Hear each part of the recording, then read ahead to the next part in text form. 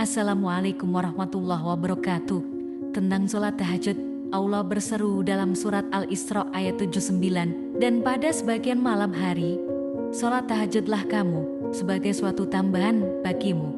Mudah-mudahan Tuhan mau mengangkat kamu ke tempat yang terpuji. Berdasarkan ayat ini, pahala sholat tahajud adalah diangkat ke tempat yang terpuji. Tentang tempat yang terpuji, Syekh Nawawi Al-Bantani dalam Tafsir Munir mengutip hadis Nabi yang bersumber dari Abu Hurairah. Beliau bersabda, kedudukan yang terpuji adalah ketika aku diberi izin untuk memberi syafaat bagi umatku. Artinya, orang yang sholat tahajud insya Allah kelak akan mendapatkan syafaat Nabi. Pendapat ini sejalan dengan yang diungkapkan oleh pengarang Tafsir Jalalain, bahwa makna tempat yang terpuji adalah sesungguhnya Nabi Muhammad diberikan kedudukan untuk memberi syafaat. Itu artinya siapapun yang melaksanakan sholat ini maka akan mendapatkan tempat yang terpuji. Berikut akan kami bahas beberapa keutamaan sholat tahajud yang tertuang dari banyak hadis. Satu adalah sholat yang paling utama setelah sholat wajib adalah sholat malam. Dua, sesungguhnya di malam hari terdapat waktu tertentu yang jika seorang muslim memohon kepada Allah dari kebaikan dunia dan akhirat, pada waktu itu, maka Allah pasti akan memberikan kepadanya. Hal tersebut ada di setiap malam. 3. Hendaknya kalian semua melaksanakan sholat malam, karena itu adalah kebiasaan orang-orang soleh sebelum kalian, sebagai cara mendekatkan diri kepada Allah, penghapus kesalahan, pencegah dari dosa, dan menolak penyakit dari badan. Keempat adalah, tidaklah seseorang yang biasakan diri sholat malam, kemudian tertidur, kecuali Allah akan menulis pahala sholat untuknya, dan tidurnya sebagai sedekah. Jika dikali lagi, sebenarnya masih banyak keistimewaan tahajud yang tercantum dalam hadis. Namun, walaupun sholat tahajud sangat istimewa, ternyata ada amalan yang lebih mudah daripada bangun malam, tapi mendapatkan pahala tahajud. Lalu, apakah amalan tersebut? Mari kita bahas. Sebelum lanjut, mari kita support channel ini dengan cara like dan komen. Dan tuliskan hajat doa-doa Anda agar diijabah oleh banyak orang. Amin. Yang pertama adalah tidur dengan niat meninggalkan maksiat. Menurut Ghazbaha, ketika tertidur dengan niat ini, maka orang yang melakukannya sangatlah beruntung, sebab pahalanya setara tahajud, dan bahkan dosa-dosanya diampuni oleh Allah hingga memperoleh ridho Allah. Dalam keadaan tidur, orang tidak dapat melakukan maksiat lahir dan batin, sebab dalam keadaan tidur, orang tidak bisa melakukan perbuatan dosa secara lahir, seperti mencuri, ghibah, atau menganiaya. Saat tidur pula, orang tidak bisa membesitkan di hatinya rasa hasut, sombong, ujub, ataupun riya. Sebab dalam keadaan tidur, hati seseorang beristirahat. Dalam kitab-kitab tasawuf, terdapat kisah tentang Nabi Isa alaihissalam. Saat Nabi Isa berjalan-jalan, beliau melihat dua orang yang iktikaf di dalam masjid.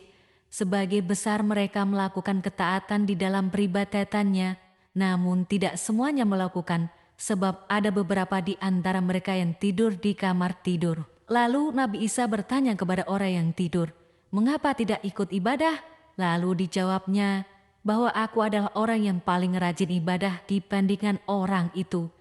Nabi Isa bertanya, "Lantas mengapa kamu saat ini berada di sini?"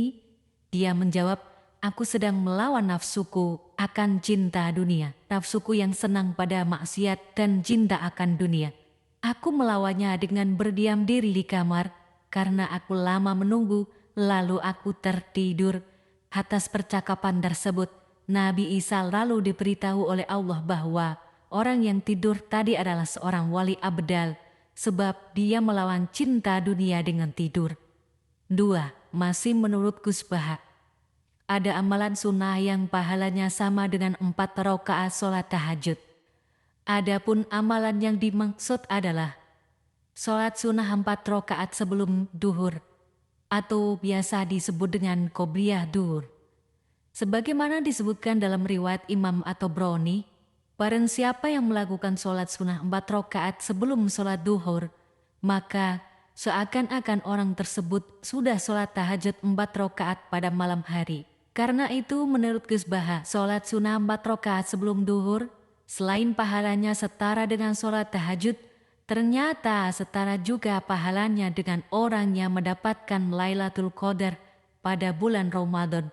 Oleh sebab itu, bila tidak mampu bangun tahajud, cukup kerjakan 4 rakaat sunnah qobliyah duhur. Yang ketiga, menurut Syekh Ali Jabir, ada amalan yang bisa dikerjakan saat bangun tidur dan mendapatkan pahala setara tahajud. Syekh Ali Jabir mengungkapkan bahwa amalan tersebut adalah berangkat sholat subuh berjamaah di masjid. Kata Syekh Ali Jabir, orang yang sholat subuh berjamaah di masjid, pahalanya setara dengan tahajud sepanjang malam. Barang siapa yang sholat subuh berjamaah, seakan-akan dia mendapatkan pahala sholat tahajud sepanjang malam. Kemudian berikutnya adalah menafkahi janda miskin. Dari Abu Hurairah radhiyallahu anhu, Nabi Muhammad SAW bersabda, orang yang berusaha memenuhi kebutuhan janda dan orang miskin, pahalanya seperti mujahid fi sabilillah, atau seperti orang yang rajin puasa di siang hari dan rajin tahajud di malam hari. Hadis riwayat Bukhari dan Muslim. Kemudian yang selanjutnya adalah melayani suami. Memang benar bagi seorang istri yang mau dengan ikhlas melayani suami untuk melaksanakan jima, akan mendapatkan pahala yang besar melebihi pahala sholat tahajud semalam suntuk. Mengapa bisa demikian? Karena jima itu adalah kewajiban istri. Jadi jima itu kewajiban istri, bukan kewajiban suami. Jima adalah fardu bagi seorang istri tatkala sang suami memintanya. Jadi jima itu tergantung kepada permintaan sang suami. Kalau seandainya suami tidak minta, istri tidak wajib untuk memberinya. Tetapi tatkala sang suami memintanya, maka saat itulah wajib bagi sang istri untuk memberinya. Mengapa begitu demikian alasannya? Sebelum menikah Allah telah mewajibkan bagi seorang suami untuk membayar mahar atau mas kawin kepada istri. Kemudian setelah menikah, Allah juga mewajibkan lagi kepada sang suami untuk memberi nafkah lahir dan batin. Nafkah lahir berupa sandang, pangan, dan papan. Sedangkan nafkah batin adalah pendidikan agama. Oleh sebab itu, siapapun seorang suami yang tidak pernah mendidik istrinya ngaji, tidak pernah mendidik istrinya sholat, wudhu, tidak pernah mendidik istrinya tentang masalah agama, maka kelak di hari kiamat akan dituntut oleh Allah dan akan dimintai pertanggungjawaban. Adapun masalah hubungan badan atau biologis adalah kewajiban sang istri. Yang namanya wajib pasti pahalanya lebih besar daripada yang sunnah. Dari syariat Islam menjelaskan bagi seorang istri misalnya mau sholat sunnah, tahajud, ataupun sholat sunnah yang lain, maka hendaklah dengan keridhaan sang suami. Tetapi kalau misalnya sang istri sholat tahajud semalam suntuk, sedangkan suaminya lagi ingin berjima, tapi tidak dilayani oleh sang istri, justru ini adalah yang salah. Istri mengerjakan sholat tapi mendapatkan dosa.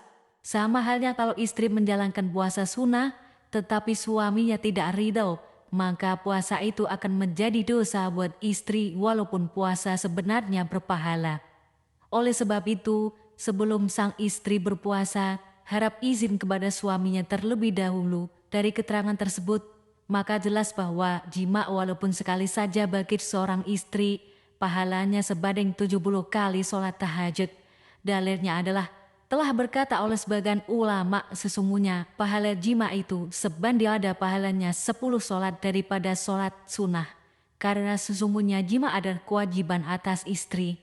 Dikutip oleh Imam Nawawi rahimahullah dalam kitab Ziyadatul Raudah dari Imam Al-Haramain rahimahullah ta'ala, dari sebagian para ulama, pada sesungguhnya pahala kefarduan satu fardu yaitu menambah di atasnya pahala sunnah dengan 70 derajat. Jadi ternyata justru pahala satu fardu itu menambah di atasnya pahala sunnah dengan derajat 7 kali derajat. Jadi jelas sudah dasar-dasar dari para ulama, karena memang satu fardu itu lebih baik daripada semua sunnah.